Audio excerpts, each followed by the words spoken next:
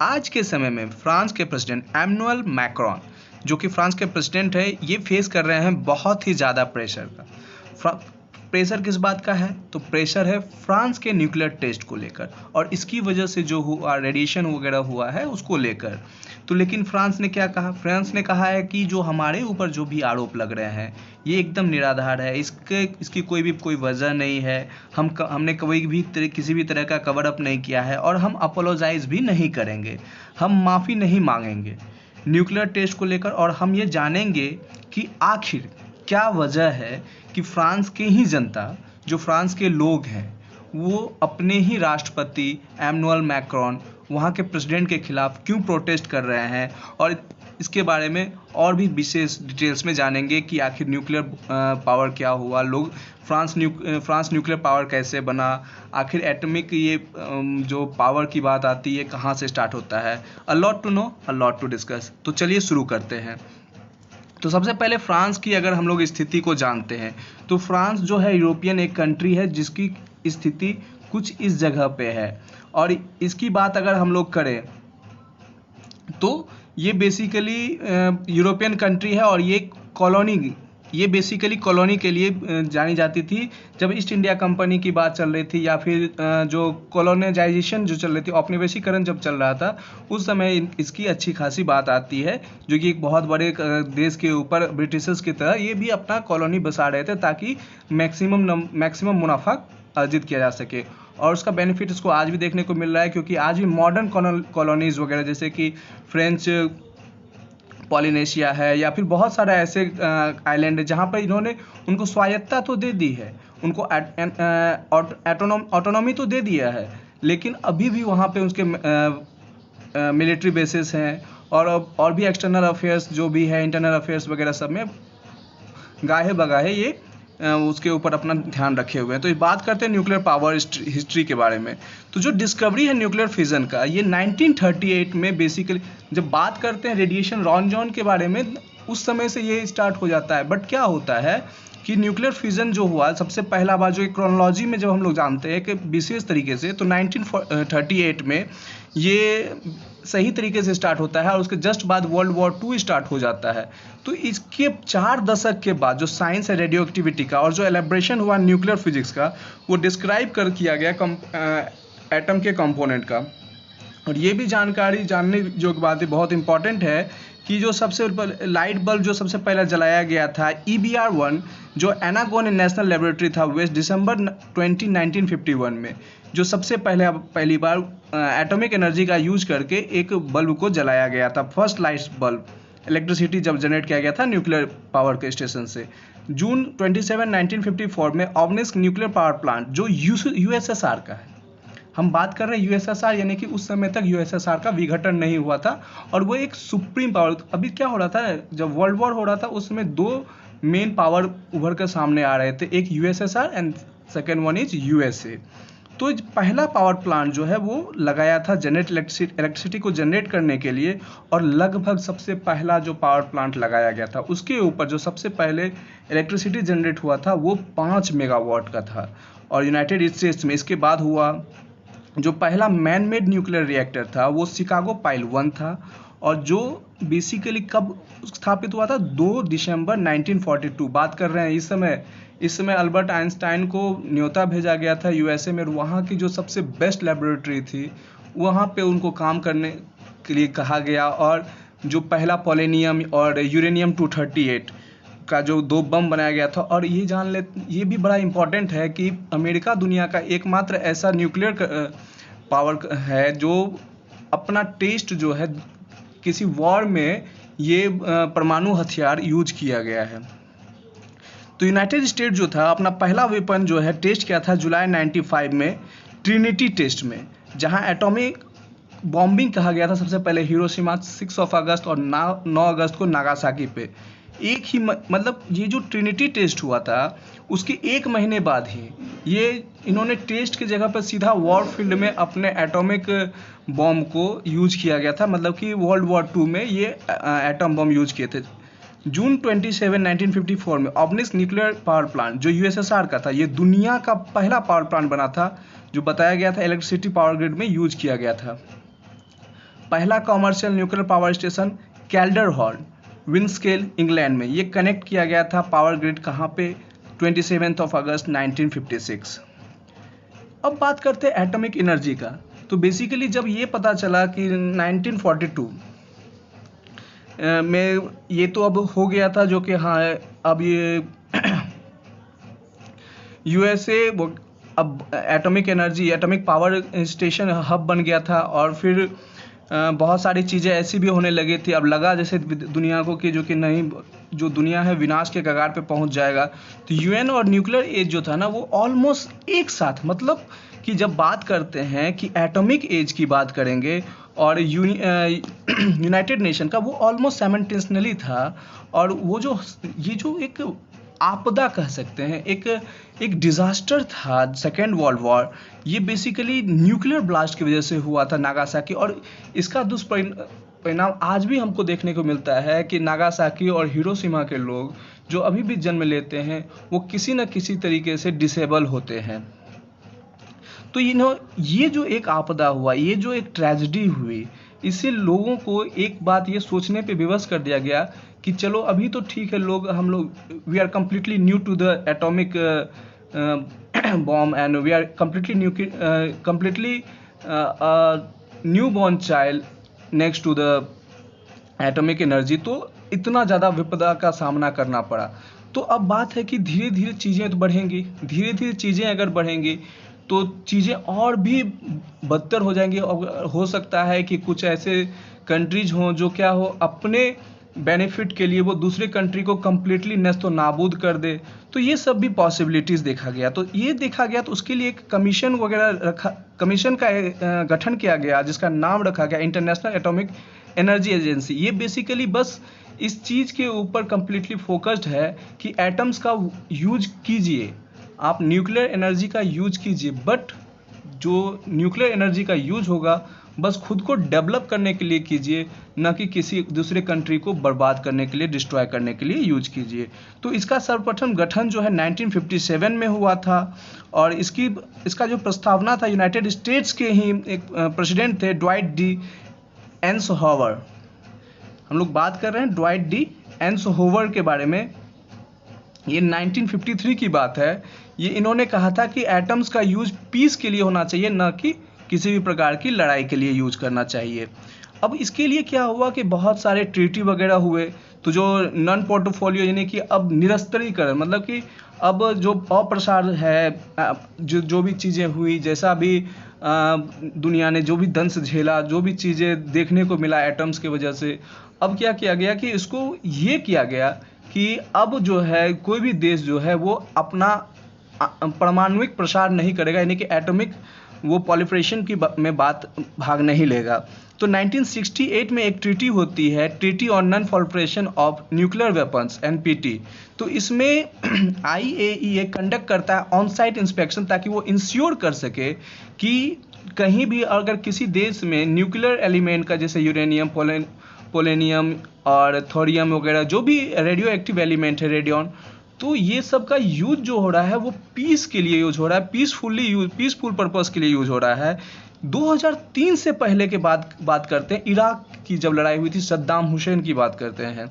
उस समय इंस्पेक्टर जो था वो एक बहुत ही अच्छा रोल प्ले किया था कि उस समय जो भी लड़ाइयाँ अमेरिका और इराक के बीच में हुई थी, उसमें ये देखा गया था कि अमेरिका जब भी इराक पे हमला कर रहा है, और चूंकि दोनों ही तरफ अच्छे खासे मिलिट्री पावर्स थे, तो इसमें ये इस बात का ध्यान रखा गया कि कोई भी देश जो है वो एटॉमिक जो वेपन है उसका यूज नहीं करेंगे। तो जो एजेंसी है और इसका डायरेक्टर जनरल थे मोहम्मद एल्बारदेई, इसको अवार्ड किया गया था इसी बात के लिए 2003 में। याद रखिएगा दोस्तों, 2003 में जो डायरेक्टर जनरल थे एजेंसी के, मोहम्मद एल्बारदेई, इसको अवार्ड किया गया था नोबेल प्राइज से। किसके लिए? अपने एफर्ट के लिए। उन्होंने जो प्रिवेंट किया था, उन्होंने इस बात को इंश्योर किया था कि जो निकट भविष्य में या इतनी बड़ी युद्ध हुई, इतना बड़ा नरसंहार हुआ जो कि नहीं होना चाहिए था, बट फिर भी इसमें कोशिश करी गई कि जो ट्रेडिशनल वेपन है उसका यूज किया जाए, ना कि एटॉमिक वेपन का यूज किया जाए।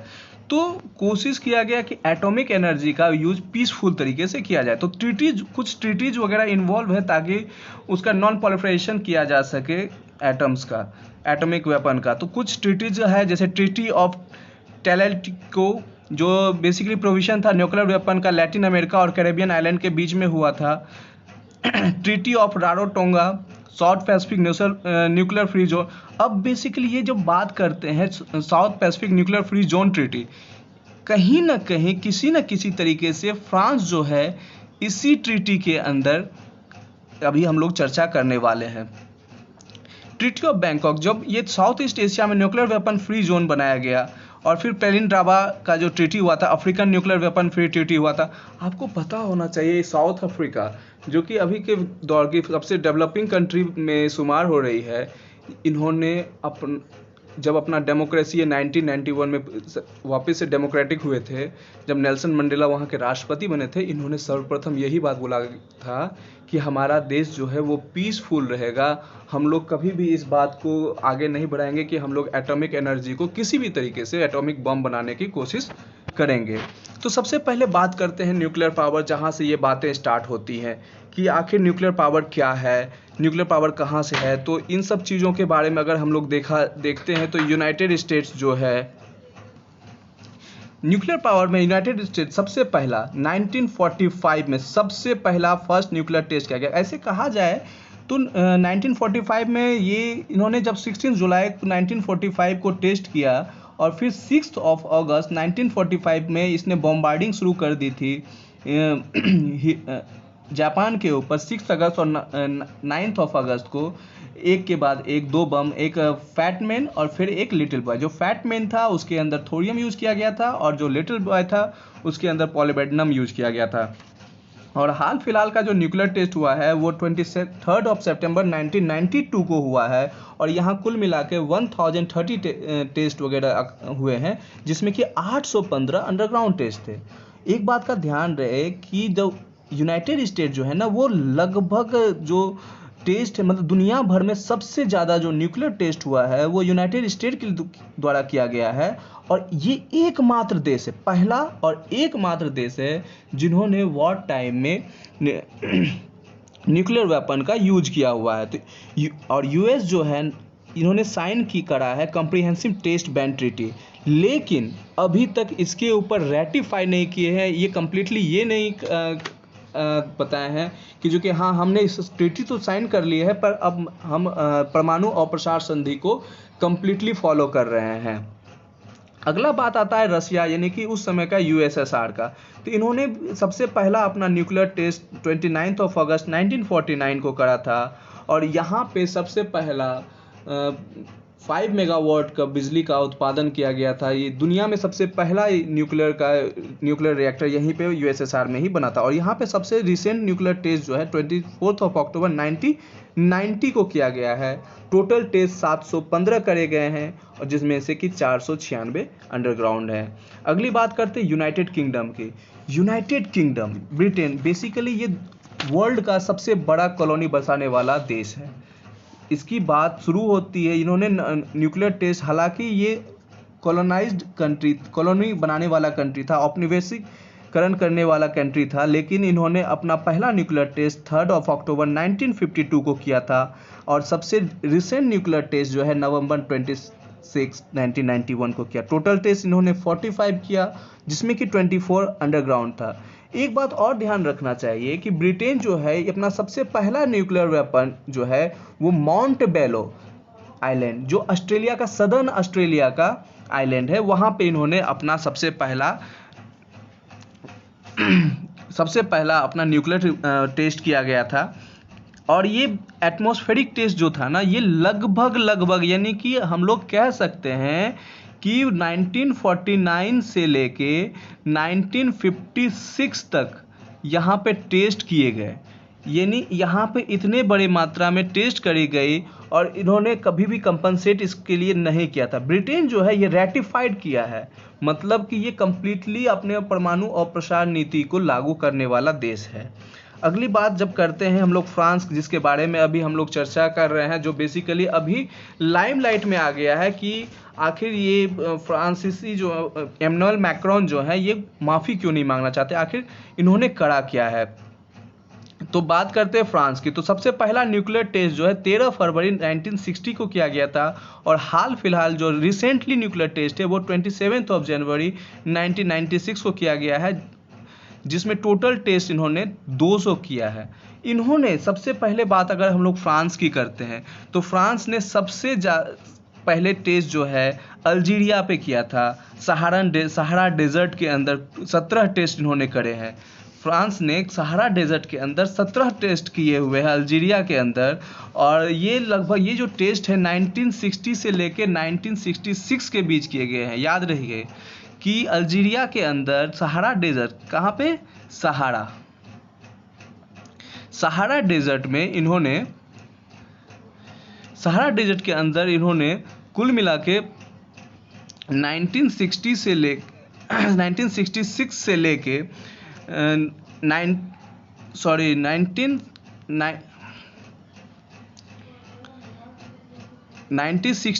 1966 तक इन्होंने टेस्ट करे हैं, कुल मिला के 17 अल्जीरिया के अंदर। अब जो ये फ्रांस है, इन्होंने 6 कंट्रोवर्शियल न्यूक्लियर टेस्ट कंडक्ट करे हैं। याद रखिए फ्रांस ही एकमात्र देश है जिन्होंने 6 कंट्रोवर्सी वाले न्यूक्लियर टेस्ट किए हुए हैं। कब, 1995 से कंट्रोवर्शियल। और बेसिकली जब बात आती है कंट्रोवर्शियल का 1995 से लेकर 1996 तक, यानी कि 1 साल के अंदर इन्होंने 6 टेस्ट करे हैं।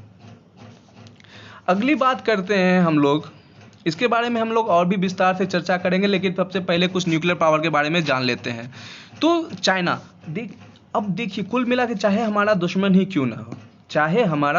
क्यों ना हो, बात करते हैं साउथ एशियन कंट्री की, तो चाइना, पाकिस्तान और इंडिया, इन्होंने कोई भी टेस्ट जो है अपने देश की सीमा के बाहर नहीं करा है। अभी हम लोग जो भी कंट्रीज़ के बारे में भी हम लोगों ने पढ़ा, United kingdom, Russia, United states और फ्रांस, इन्होंने अपना मैक्सिमम जो भी न्यूक्लियर टेस्ट वगैरह किया है, इन्होंने अपनी सरजमी पे नहीं किया है। दूसरी जगह जो भी अपना कॉलोनी बसाया हुआ था, ओवरसीज कॉलोनी जो भी थे, वहाँ पे इन्होंने अपना मिलिट्री बेस वगैरह बनाया, और वहाँ पे इन्होंने अपना एटॉमिक टेस्ट वगैरह, न्यूक्लियर टेस्ट वहाँ पे करवाया था। अब बात करते हैं चाइना के बारे में। तो यहाँ इन्होंने सबसे पहला न्यूक्लियर टेस्ट 16 अक्टूबर 1964 को किया, और सबसे रिसेंट न्यूक्लियर टेस्ट जो है वो लगभग यहाँ पे कुछ गलती हुई है, 29 जुलाई 1996 को किया गया। ये चाइना की बात कर रहे हैं। जो रिसेंट न्यूक्लियर टेस्ट है वो 29 जुलाई 1996 को हाल फिलहाल का न्यूक्लियर टेस्ट किया गया है। और इन्होंने कुल मिला के 43 टेस्ट करे हैं, जिसमें कि 22 अंडरग्राउंड टेस्ट है। और ये माना जाता है कि जो चाइना है ना, चाइना जो है कि ये पाकिस्तान का हेल्प किया हुआ है ताकि वो अपना न्यूक्लियर एफिशिएंसी को बढ़ा सके। यानी कि अगर बात करते हैं पाकिस्तान में जो कुल मिला के 6 न्यूक्लियर टेस्ट वगैरह हुए हैं ना, उसमें कम्प्लीटली चाइना का सहयोग है। अगला नंबर आता है हमारा प्यारा देश भारत का। इन्होंने यहाँ पे सबसे पहला न्यूक्लियर टेस्ट जो है वो विक्रम साराभाई के नेतृत्व में 1974 18 मई में किया था। याद रखिए कि इसी टेस्ट में सबसे पहले उनको असिस्ट करने वाले थे हमारे महानतम राष्ट्रपति, people's president doctor APJ Abdul Kalam. ये टेस्ट हुआ था 18 मई 1974 को, और हाल फिलहाल का जो टेस्ट हुआ है ये 1996 में 29 जुलाई, यानी कि अटल बिहारी वाजपेयी की गवर्नमेंट के समय हुआ था। 1966 में भारत खुद न्यूक्लियर वेपन प्रोड्यूस कर सकता है, इन्होंने अपना स्टेटमेंट दिया था, और 18 महीने के भीतर ही इन्होंने ये काम कर दिखाया। अगले 8 साल के बाद इंडिया जो है एक टेस्ट किया था, एक डिवाइस जो कि 15 किलो टन का था, यानी एक एटॉमिक डिवाइस टेस्ट किया था जिसका वजन 15 किलो टन था, और इसको कहा गया था test of peaceful nuclear explosion. इसी को test of peaceful nuclear explosion कहा गया था। और मई 1998 में भारत दुनिया को स्टन कर दिया था, अचंभित कर दिया था कि जब ये कंडक्ट किया था 6 अंडरग्राउंड टेस्ट पोखरण राजस्थान में, और खुद को एक न्यूक्लियर स्टेट घोषित कर दिया था। इस समय यहाँ पे भारत की तरफ से एक कोटेशन आया था कि हम न्यूक्लियर स्टेट हैं, लेकिन हम कभी भी सबसे पहले वॉर नहीं करेंगे, यानी कि हम कभी भी एटॉमिक वॉर में हिस्सा नहीं लेंगे। लेकिन हाँ, अगर हम खुद को सेफ गार्ड करने के लिए अब खुद को न्यूक्लियर पावर घोषित की राह पे चले हैं, अगर हमारे ऊपर कोई आक्रमण करता है तो हम पीछे भी नहीं हटेंगे। तो अब बात करते हैं फ्रांस की ये एथनिक ग्रुप हैं। तो कुछ ऐसे एथनिक ग्रुप हैं और इनकी आबादी लगभग 2,74,000 के आसपास है, 2,70,000 के आसपास। और ये बेसिकली ये फ्रेंच पॉलिनेशिया के एथनिक ग्रुप हैं जो कभी फ्रांस के अधीन होते थे। अभी फ्रांस ने इनको ऑटोनॉमी दे दी है कि चलो भैया आप जाओ अपने राज्य की व्यवस्था खुद सुधारो, लेकिन आपके जो भी विदेशी संबंध होंगे वो हम इंश्योर करेंगे। और यहीं पे फ्रांस का मिलिट्री बेस है और यहाँ पे इन्होंने लगभग 170 से भी ज़्यादा 193 के आसपास इन्होंने यहाँ पे एटॉमिक जो टेस्टिंग न्यूक्लियर टेस्ट वगैरह किया है। अब बात करते हैं ये जो पेरिस यहाँ पे जो टेस्टिंग हुआ है, तो वो अब जो आके जो एमनुअल मैक्रोन की गवर्नमेंट है वो बोली है जो कि हम एक्सेस करेंगे यहाँ पे कि इसे 30 साल के अंदर जो भी यहाँ पे जो न्यूक्लियर, ये जो हम बात कर रहे हैं 1995 से 1966 कंट्रोवर्शियल ईयर, जहाँ पर कि 6 कंट्रोवर्शियल वो न्यूक्लियर टेस्ट किए थे, उसकी बात हम कर रहे हैं। तो उन्होंने कहा है कि अब हम एक्सेस करेंगे कि हाँ यहाँ पे कितने लोग यहाँ मतलब कि प्रभावित हुए। तो एक रिपोर्ट के अकॉर्डिंग हम लोग देखते हैं तो लगभग 1,10,000 लोग जो हैं वो प्रभावित हुए यहाँ पे। लेकिन यहाँ की फ्रांस की गवर्नमेंट ने कहा है कि इन्होंने एक रिपोर्ट तैयार करा है जिसमें कि बोला गया है कि इन्होंने 64 लोग को, मात्र 64 लोगों को कंपनसेट किया है, कि बोला है कि हाँ मात्र 64 लोग ही किसी न किसी तरीके से इसमें उनको इम्पैक्ट पहुंचा है, वो उनको प्रभाव पहुंचा है। जो कि हाँ बेसिकली जब यहाँ पे एक्सप्लोजन होता है तो ये प्रोटेस्ट देख सकते हैं आप कि फ्रांस के लोग ही प्रोटेस्ट कर रहे हैं कि अब कोई भी बॉम्बिंग वहाँ टेस्ट में नहीं होगी। तो अब बात करते हैं कुछ टेस्ट के विषय में। अब जब यहाँ पे इसका हम लोग जब पोजीशन देखते हैं हम लोग फ्रेंच पॉलिनेशिया का, तो ये सदर्न पैसिफिक ओशियन में पड़ता है। तो सदर्न पैसिफिक ओशियन का एक छोटा सा एक छोटा सा आइलैंड है, जहाँ पर जब इन्होंने 1996 के आसपास जब इन्होंने 6 के बाद 6 न्यूक्लियर टेस्ट किया था, न्यूक्लियर बॉम्ब टेस्ट किया हुआ था। तो इस समय क्या हुआ था, कई 100 किलोमीटर दूर जो मछलियाँ थी, लोग उसके ऊपर इफेक्ट पड़ा था, मछलियाँ रेडिएट हो गई थी, बहुत सारे जो एक्वेटिक मरीन लाइफ थी वो भी बहुत ज़्यादा उसके ऊपर प्रभाव पड़ा था, बहुत सारी मछलियाँ रेडिएट हो गई थी, बहुत सारे जो लोग थे वो रेडिएशन की चपेट में आके या तो मर गए थे या फिर उनके अंदर कुछ ना कुछ डिफिशियंसी आ गई थी। बाकी बाद के जो लोग थे वो बेसिकली अब क्या देखते हैं, जो सीशोर पे रहते हैं, जो तट पे रहते हैं लोग, उनका जो मेन डाइट होता है, मेन स्टेपल फूड होता है वो फिश होता है, वो समुद्री मछली पे अधिकतर निर्भर करते हैं। तो अब ये रेडिएटेड मछली को जब वो मछली पकड़ के जब वो खाते थे, किसी न किसी तरीके से इस मछली से भी वो उनको प्रॉब्लम हो गई, वो इससे भी उनको प्रॉब्लम हुई। तो कुल मिला के 210 न्यूक्लियर टेस्ट जो है 1960 से 1995 के बीच फ्रांस ने किया था, जिसमें कि हमने पहले ही इस बात की चर्चा करी थी अल्जीरियन वॉर के दरमियान। जब अल्जीरियन वॉर शुरू हुआ था 1960 के आसपास में, तो इसी युद्ध के आड़ में फ्रांस जो है वो बहुत सारा न्यूक्लियर एक्सप्लोजन वगैरह किए थे, न्यूक्लियर टेस्ट वगैरह किए थे, और ये सहारा डेजर्ट में करी गई थी। और इसके बाद जो है फ्रेंच पॉलिनेशिया में कुल मिला के 193 न्यूक्लियर टेस्ट करे गए थे। तो ये फ्रांस पोलिनेशिया की अगर हम लोग बात करते हैं तो ये एक साउथ पैसिफिक, जैसा कि हमने बताया कि ये वाला इलाका है साउथ पैसिफिक में। तो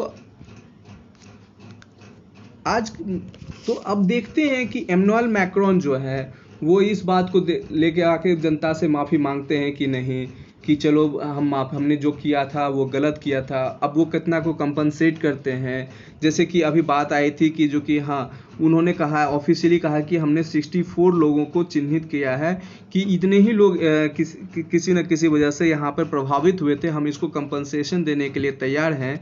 लेकिन अब बात करते हैं कि ये सही तरीके से, सही मायने में यहाँ पे कंपनसेट करते हैं कि नहीं करते हैं। तो दोस्तों कमेंट में ज़रूर बताइएगा कि क्या इमैनुअल मैक्रोन को पब्लिकली फ्रेंच पोलिनेशिया के लोगों से माफ़ी मांगनी चाहिए या नहीं मांगनी चाहिए, या कि सही तरीके से एक्सेस करके वहाँ पे एक टीम गठित करके ये बताना चाहिए कि हाँ 1,10,000 लोग, जो अब चूँकि फ्रेंच पोलिनेशिया की जो आबादी है वो कुल 2,70,000 के आसपास है, जिसमें ये जो 6 स्टेट हुए ना, ये जो 6 फ्रांस के अंदर जो ये कंट्रोवर्शियल टेस्ट हुए ना, वो कंट्रोवर्शियल टेस्ट के अंदर 1,10,000 लोग, ये बहुत बड़ी एक बहुत बड़ा नंबर है, 1,10,000। अब इसमें से वो 64 लोगों को ही ऑफिशियली बोल रहे हैं कि हम कंपनसेट करेंगे। तो ये किसी न किसी तरीके से फ्रेंच पोलिनेशिया के लोगों के लिए एक ऐसा कह सकते हैं कि घाव के ऊपर मिर्च छिड़कने जैसा है। तो अब देखते हैं कि इमैनुअल मैक्रोन जो है इसके ऊपर क्या स्टैंड लेते हैं। तो आप ज़रूर कमेंट में बताएं कि इमैनुअल मैक्रोन को माफ़ी मांगनी चाहिए या नहीं मांगनी चाहिए, या फिर वो अपनी जगह पे सही है, या फिर और भी जो भी चीज़ें हैं आप ज़रूर अपनी तरफ से रखें। आज के लिए इतना ही, थैंक यू, और इसी तरीके से आगे बढ़ते रहें।